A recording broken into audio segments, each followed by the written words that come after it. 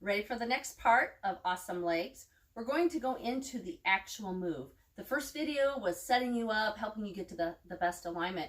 And in the first video, I showed an alternate way to get down and back up from the floor, especially if you're dealing with a weak pelvic floor, weak core, or diastasis recti.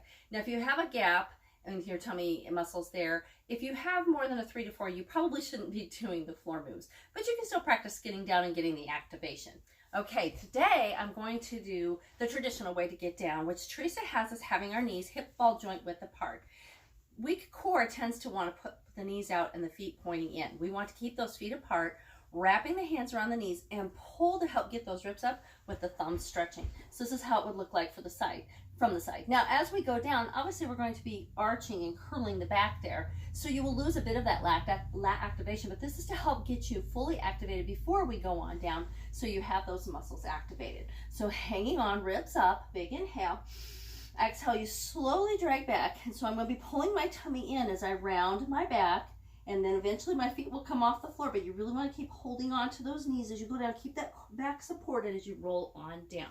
I need to come back into the picture a bit. Just wanted to show you the feet there because Teresa tends to have her feet pressing or touching the floor for quite a while before she goes down. I'm a little shorter and I don't quite go that far. So you came down, you're hanging on here. Let's do a little rock wobble here. Little rock, 1, 2, keeping those feet apart all the time, 3 and 4. Now pull in just the best you can. Keep those feet apart though. Don't let them come in and touch. Inhale. Exhale out. Press the lower back by using core and pressing the knees into the hands. Release. Let's do that again. Pull in, big inhale. Exhale out and press. Release. Just help warm up the spine a bit. Let one foot down. Press the elbows to get the other foot down. Now you should have your towel handy that we talked about in the last video.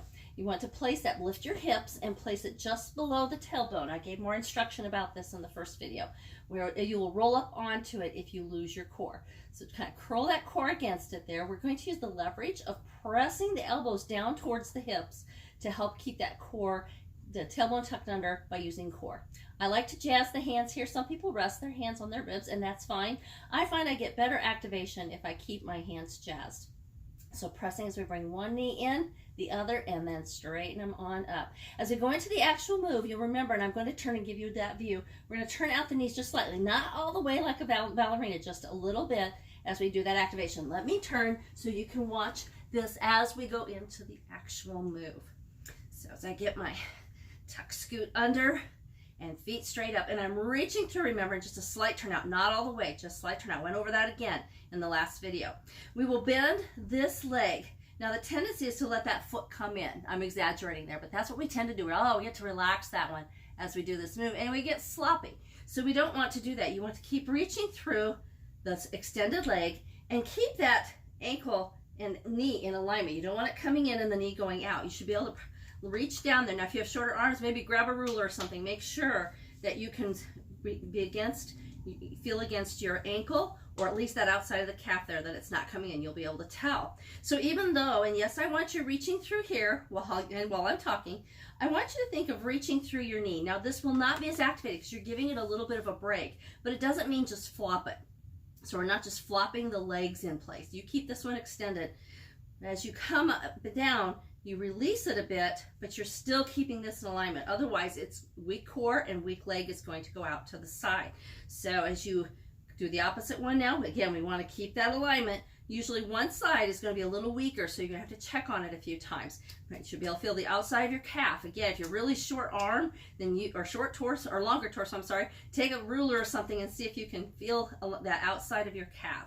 And I'm not just letting it flop out. As I reach through my core, I'm reaching through this leg predominantly, but then I'm also reaching slightly through my knee here. It is a release. It's not tight. This one is not tight, tight, tight. It is somewhat activated though. As I reach through, and do it with me, reach through.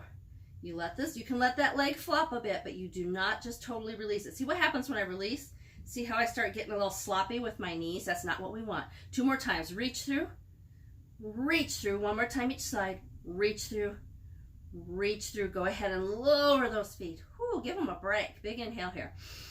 Exhale. And you can go neutral spine. Let your tailbone roll just slightly up on the towel.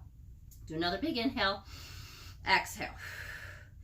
Now I'm going to do this to the side, and we're going to do it a little bit faster, but not quite to tempo. We want to get that feel for what this is like. It's really important. And the next part where you reflex the foot is going to be a little bit faster because you already know what to do. So get that core, bring those knees in, and all the way up, reach through.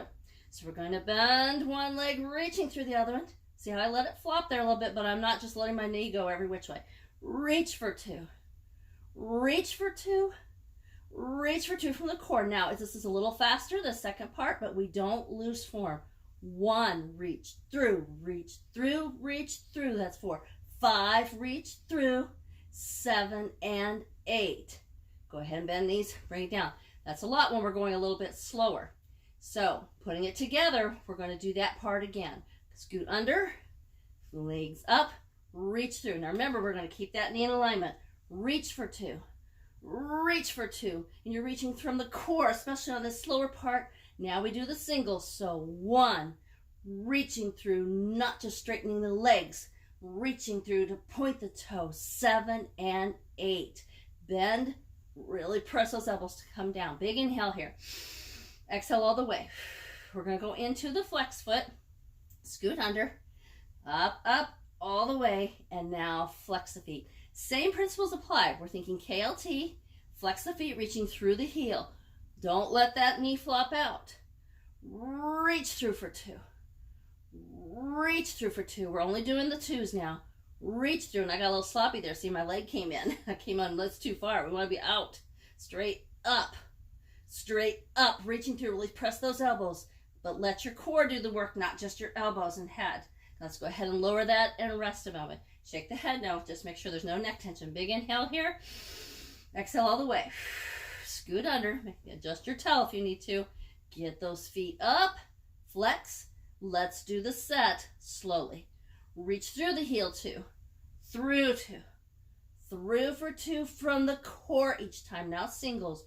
Reaching through each time. Keeping form and not getting sloppy. 5, 6, 7, and 8. Bend down. I'm letting you rest between each of these sets because we're doing it a little slower, and that can really intense on those muscles. Let's do that one more time. The whole set. Inhale.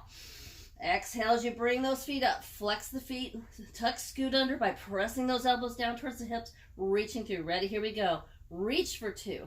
Reach for 2, but don't let that knee flop out. Keep it in alignment. Singles. 1, reach through. 3, reach through from the core. 5, yes you can. We're almost done. There you go. Bend down. Whew, that's enough for today. I want you to practice that slowly and just flex your feet to the best. If it's hard for you to do that part, just practice the pointed toe and then move into the flex. But go through that first video again, making sure you have all the activation, and then you'll be able to do this because eventually we're going to do the whole thing just a little bit faster. So let's get on up.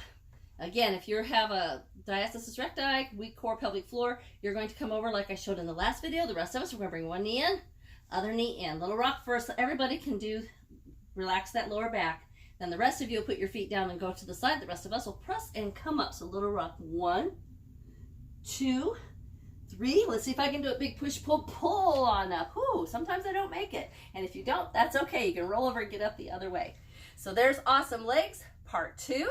The next video will go over the third part, and then we'll put it all together. So make sure you practice this part because that's building the strength and stamina so you can get the most out of this awesome move.